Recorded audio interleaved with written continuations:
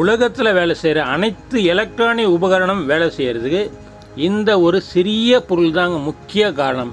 இது வேலை செய்யலைன்னா மற்ற எந்த ஒரு எலக்ட்ரானிக் பாகமும் வேலை செய்யாதுங்க. இந்த பொருள் என்ன, டயோடு. இது எப்படி வேலை செய்யுதுன்ற ஒரு வீடியோவாக கொடுத்துருக்கேன் பாருங்கள்.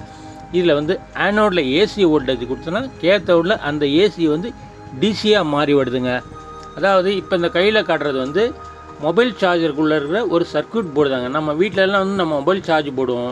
நம்ம வீட்டில் வந்து 220 வோல்டேஜ் இருக்கும். அந்த பவர் சப்ளை ஏசியில் தான் எடுத்துன்னு போயிட்டு அந்த சார்ஜிங் அடாப்டரை சொருவோம். அதுக்கப்புறம் வந்து யூஎஸ்பி கேபிள் எடுத்து நம்ம மொபைலில் நமக்கு போட்டுருவோம் சாதாரணமாக. அது உள்ளே என்ன நடக்குது, அதில் சார்ஜருக்குள்ளே என்னென்ன பார்ட்ஸ் இருக்குன்னு நமக்கு தெரியாது. சொருவிட்டா நம்ம கரண்ட் வரும், நம்ம மொபைல் சார்ஜ் ஏறும், அவ்வளோதான். ஆனால் அதுக்கு வந்து முக்கியமான வேலை செய்கிறது இந்த டயோடு தாங்க. இந்த டயோடு தான் அந்த ஏசியை வந்து டிசியாக மாற்றி தருது. அதுக்கப்புறம் வந்து உள்ளே இருக்க ரெசிஸ்டன்ஸ்லாம் கரண்ட்டை கண்ட்ரோல் பண்ணுது. டிரான்சிஸ்டர்லாம் சுவிட்சிங் வேலை செய்யுது. நிறைய எஸ்எம்பி சர்க்யூட்டில் ஒரு பொருட்களும் ஒரு வேலைக்காக பயன்படுத்தப்படுதுங்க. இதில் பாருங்கள், தெளிவாக கொடுத்துருக்கேன் பாருங்கள். ஒரு பக்கம் சில்வர் கலர் பட்டி இருக்குது கேத்தோடு, பிளாக்காக இருக்குது பாருங்கள், அதுதான் ஆனோடு. ஆனோடில் கொடுக்குற ஏசி கரண்ட் தான் கேத்தோடு வழியாக வெளியில் வரும். இதுதான் டயோடு.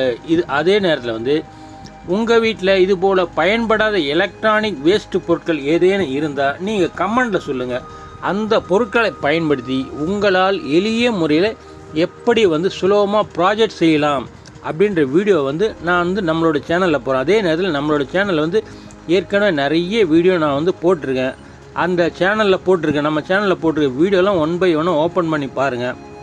ஒரு வீடியோவை பார்த்துட்டு வீடியோ கீழே உங்களுக்கு வந்து எது போன்ற பொருள் உங்களுக்கு தேவைப்படுது அப்படின்னு நீங்கள் கமெண்ட் பண்ணிங்கன்னா அது போல் ப்ராஜெக்ட் நான் செய்கிறேன். அதே நேரத்தில் உங்கள்கிட்ட என்ன வேஸ்ட் இருக்குது, எலக்ட்ரானிக் வேஸ்ட் இருக்குதுன்றது நீங்கள் கமெண்ட் பண்ணுங்கள். நன்றி, வணக்கம்.